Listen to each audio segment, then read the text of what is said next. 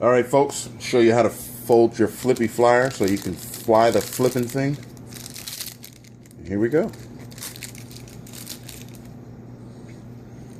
This here, that's your launcher. This is your rubber band, heavy duty rubber band. Put it on the hook like so, real easy. Here's your Flippy flyer.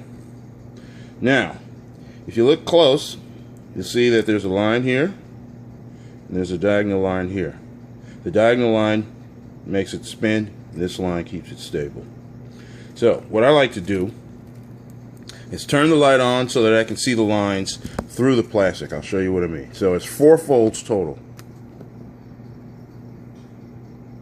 See the line there? So what you're going to do is fold it there once. Same on the other side. There it is. And then we're going to go to the diagonal lines. You see those there. One.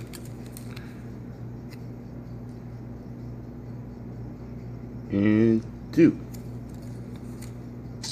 That's it.